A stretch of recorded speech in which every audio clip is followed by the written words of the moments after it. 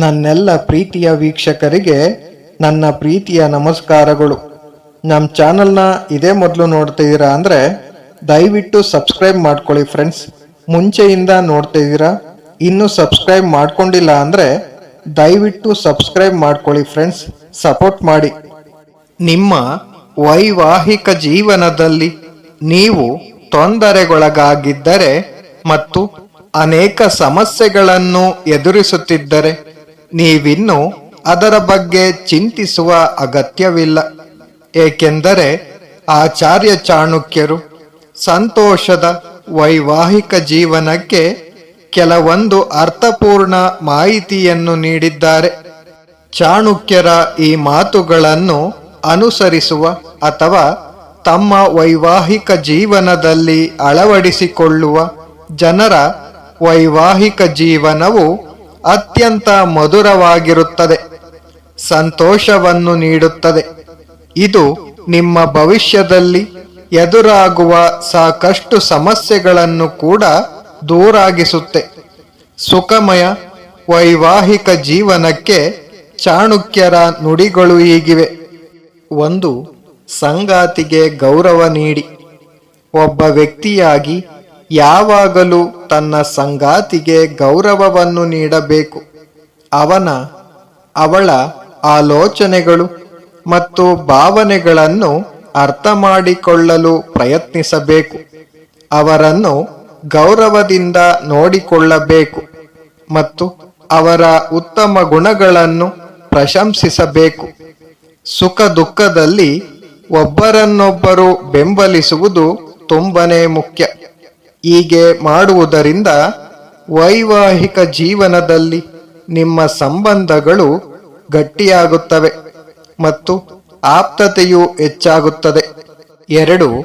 ಎಚ್ಚರಿಕೆಯಿಂದ ನಿರ್ಧಾರವನ್ನು ತೆಗೆದುಕೊಳ್ಳಿ. ನೀವು ಯಾವುದೇ ಹೊಸ ಹೆಜ್ಜೆ ಇಡಲು ಹೊರಟಿದ್ದರೆ ಮೊದಲು ನಿಮ್ಮ ಸಂಗಾತಿಗೆ ಅದನ್ನು ತಿಳಿಸಿ ಮತ್ತು ಇಬ್ಬರು ಪರಸ್ಪರ ಒಪ್ಪಿಕೊಂಡ ನಂತರ ನಿರ್ಧಾರ ತೆಗೆದುಕೊಳ್ಳಬೇಕು.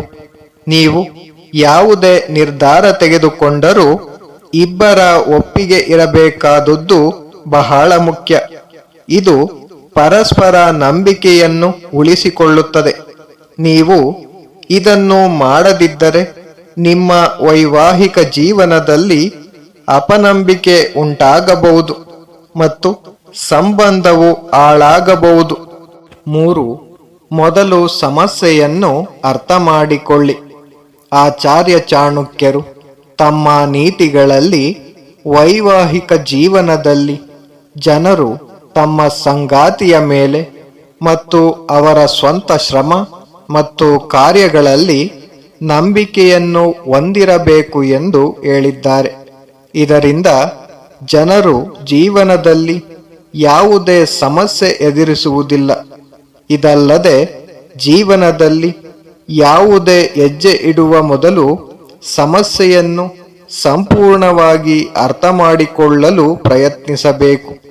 ಅದರ ಮೂಲ ಕಾರಣಗಳು, ಪರಿಣಾಮಗಳು ಮತ್ತು ಸಂಭವನೀಯ ಪರಿಹಾರಗಳನ್ನು ತಿಳಿದುಕೊಳ್ಳಬೇಕು. ಸ್ಪಷ್ಟವಾದ ತಿಳುವಳಿಕೆಯು ಜನರನ್ನು ಸಮಸ್ಯೆಯಿಂದ ಹೊರಬರಲು ಸಹಾಯ ಮಾಡುತ್ತದೆ. ಸಮಸ್ಯೆಗಳನ್ನು ಧೈರ್ಯವಾಗಿ ಎದುರಿಸುವ ಸಾಮರ್ಥ್ಯವನ್ನು ನೀಡುತ್ತದೆ. 4.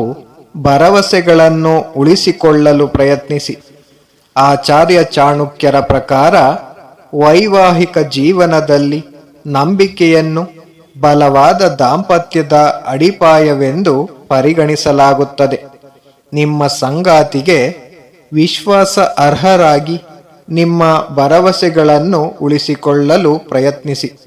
ಇದರೊಂದಿಗೆ ನಿಮ್ಮ ಕೆಲಸದಲ್ಲಿ ಸಮಗ್ರತೆಯನ್ನು ಪ್ರದರ್ಶಿಸುವ ಮೂಲಕ ಆತ್ಮವಿಶ್ವಾಸವನ್ನು ಕಾಪಾಡಿಕೊಳ್ಳಿ.